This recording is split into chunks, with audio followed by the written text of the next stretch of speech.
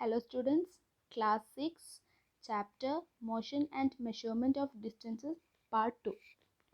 So, in our previous session, we have already discussed about what are distances and units, modes of transportation, how these units are interconvertible, SI unit and all. Okay, so here we are going to discuss how accurately or how precisely we can take measure and also motion and its types. Okay, so first, how?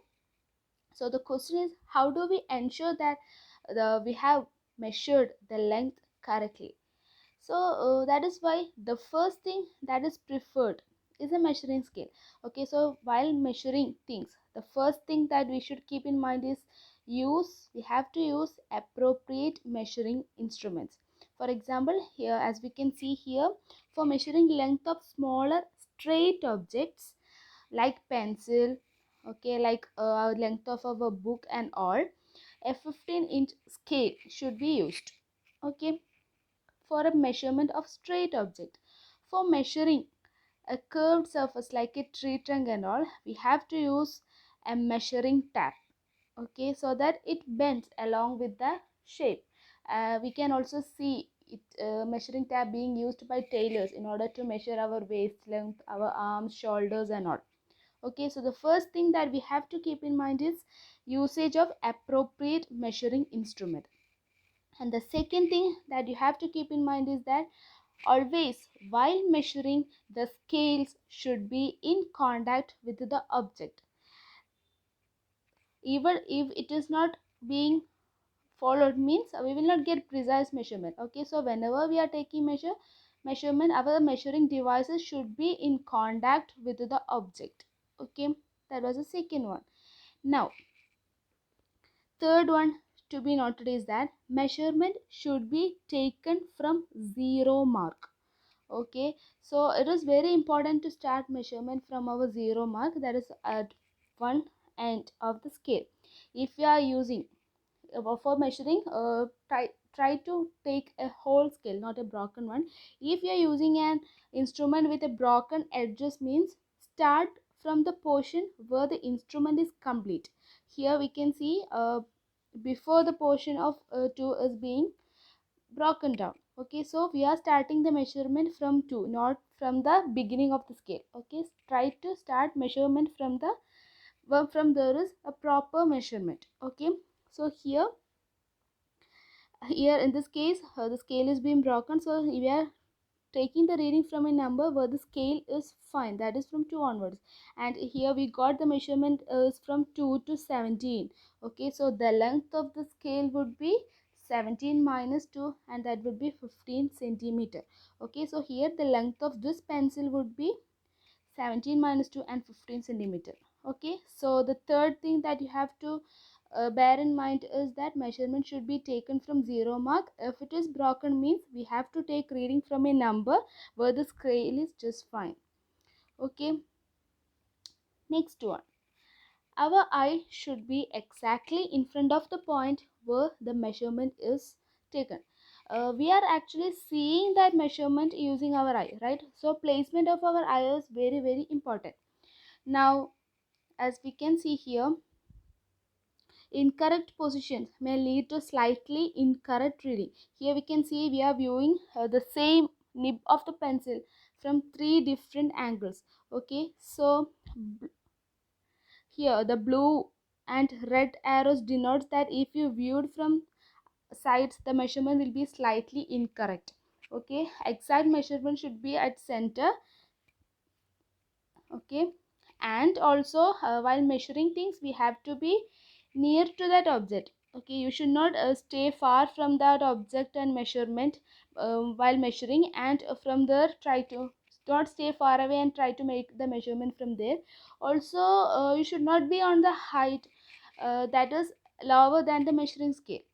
Okay, like we are keeping top length is we measured with, which is we are making measurement of things that are very top, which is very high, and we are making the measurement from downward, like looking at upside. Okay, this also leads to incorrect measurement. Okay, so the things we have to keep in mind while making measurement is that First thing is that you have to use appropriate measuring devices. Scales should be in contact with the objects. Measurement should be taken from zero mark, and eye should be exactly in front of the point where the measurement was taken. Okay, now how will you measure the length of a curved line? Okay, so a curved line or a surface cannot be measured by using straight line. Okay, for this we can use a measuring tab or a thread. How we will measure using a thread? For this we are discussing here now. Okay, for in order to measure, as you can see here the blue thing is our thread, and we are measuring use, sorry, blue thing is our the thing that we have to measure, and black is our thread. Okay, so for this how we are measuring is that we are first taking a thread and tying a knot at one end of the thread. Okay, now we are placing that end at the beginning of the line, curved line here blue, as we can see here. Okay, the starting at point A is the thread being kept, and try to measure the small initial portions of the line which is relatively straight.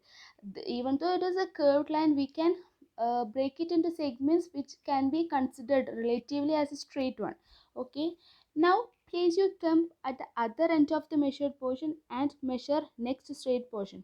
Okay, here we are keeping on measuring from this small segment of relatively straighter one.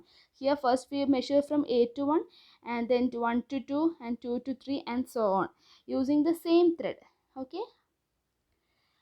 now we are repeating this again and again till the end of line is traced. That is, we are tracing the entire length of this curve using the thread. Okay, now make a knot at the end of the line as well. Also we have made at the beginning.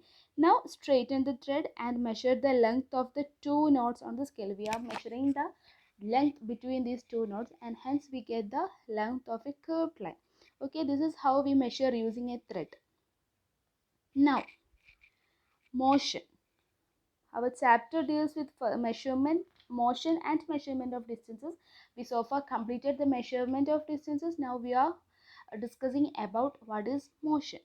Okay, an object which are moving. Everything which are moving are said to be in motion, whereas the objects which are not moving are said to be at rest. Okay, now what is actually motion? Okay, moving objects are called motion. Now in science, what is the exact definition of motion? A motion means a change of position with time. Okay, any change in position with time can be termed as motion. Got that? For example, while we are moving from one room to another, we are actually changing our position in time, right? We are in motion. If while we are using lap and all, we are stationary, but our fingers are in constant motion. Okay, these all things can be considered as motion. Okay, birds, animals, and all are in term to be a continuous motion. Now sometimes we often term as something as slow motion and something as fast motion. Okay, this is purely based on the distance it covers in a specific amount of time. Okay, so the distance moved by objects in a given interval of time decides which one is faster and which one is slower.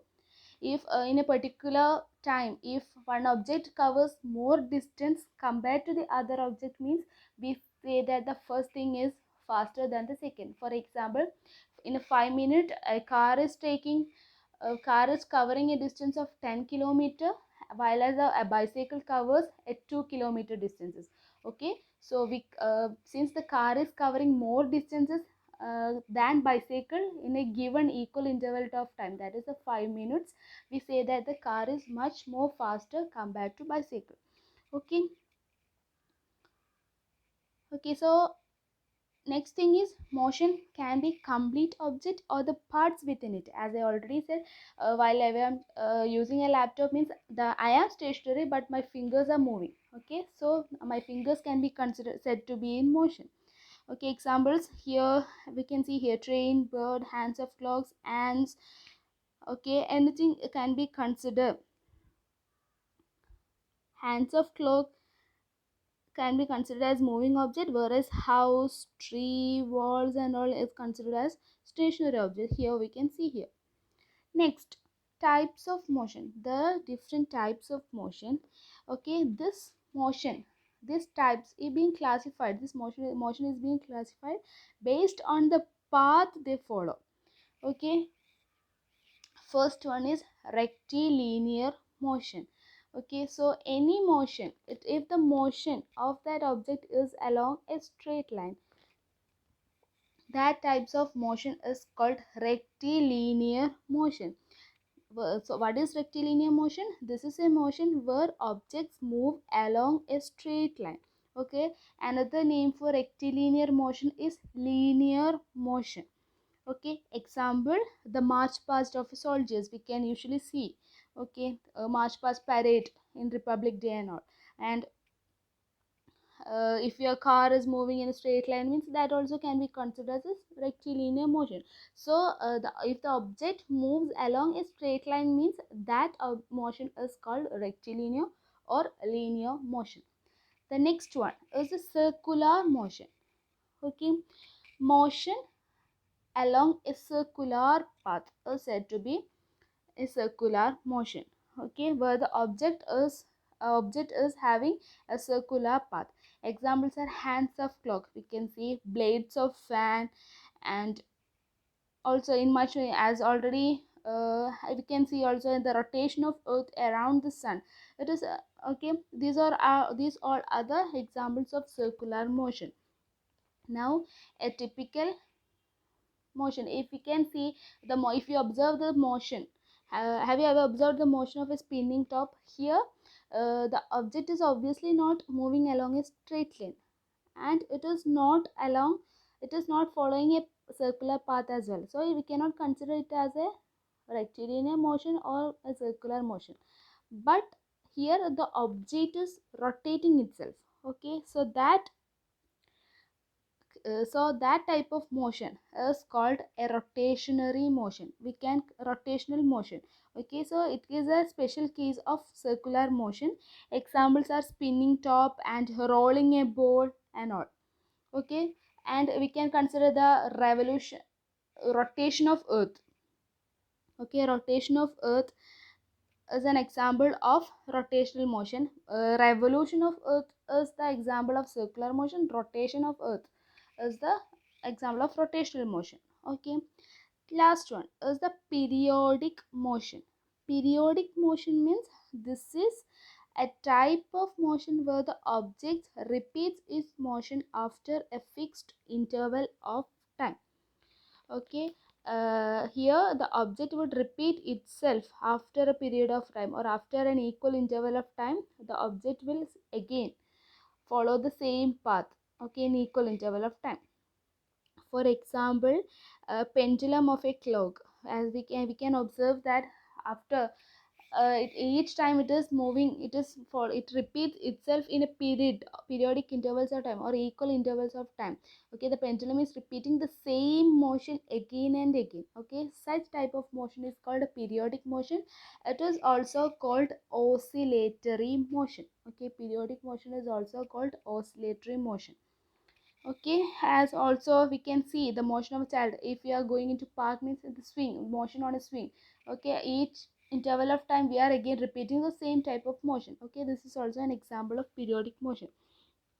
And also there is basically all the motions can be classified into two types.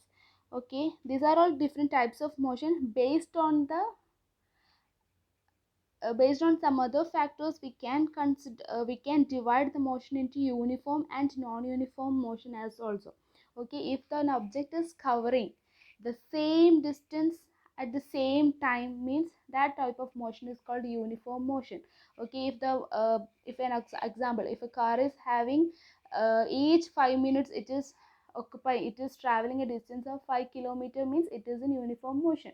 Okay, if the object is traveling or covering unequal distances in equal intervals of time, such motions are called non-uniform motion. Okay, for example, the first 5 minutes the car traveled 5 kilometers. The next 5 minutes the car travel 10 kilometers, and the next 5, and so on.